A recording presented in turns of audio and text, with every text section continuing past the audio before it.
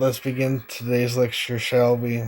Um, Avira, Ham, I don't know how to do this. I'll be teaching today because, well, maybe it's best you don't know. Anyway, I'm feeling last minute, so I didn't have much time to come up with a lesson plan. The first thing that came to mind was a lecture on practical magic. How about we discuss some breathing techniques? I know, some people would say breathing's anything but magic, but the two are actually closely linked. That's because breathing affects more than your body, it influences the mind as well. The ancient Greek word for breath is pneum, pneum, pneum, pneuma. Pneuma? It's a very important concept in the medical science of the day. Later, Gnostic Christian used pneumo, pneumo, pneumo, pneumo, pneumo to refer to the human spirit, a concept separate from the soul. That was around the time when breathing techniques were recognized as being so crucial to stressful magic. I could name all sorts of examples where this influence is felt today, like yoga breathing is especially important factor there.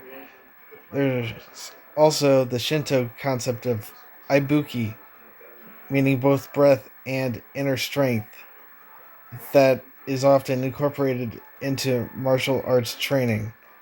So you can see how breathing techniques have spread throughout the world thanks to the power of magic. But back to practical matters. Let me show you something called Dantian breathing. Some say Gautama Buddha himself practiced this method while on Earth. It's a breathing exercise where you focus on a specific Dantian or energy center in your body. So the first step is simply focusing on the right Dantian, as each person has multiple. For this exercise, focus on the lower one.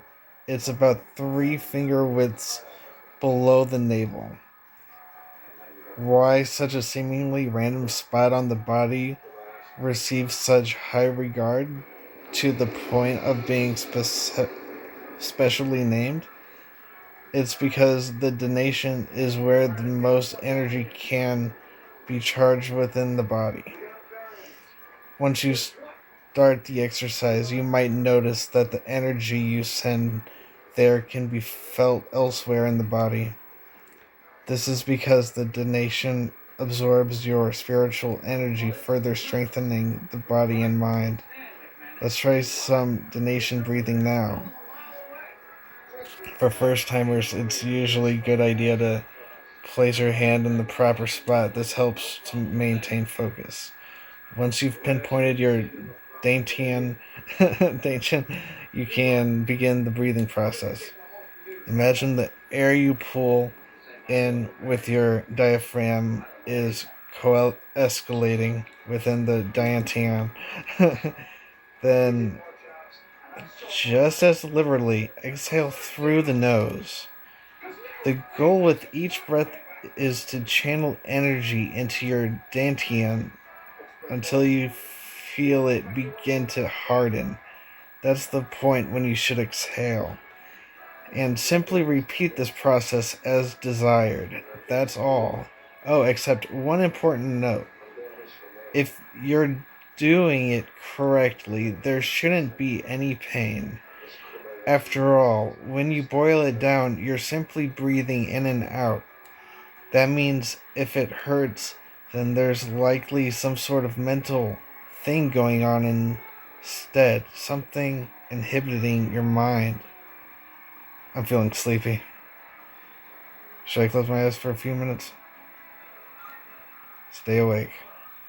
So you see how breathing methods affect meditation, making it crucial to magicians. Remember, it's very important to believe that you're doing more than just breathing. As a matter of fact, you can even improve your physical fitness with right breathing techniques. And that leads in turn to the improvement of your psyche and your astral form. Alright, that's it for today. I forced myself to stay awake and listen to the lecture.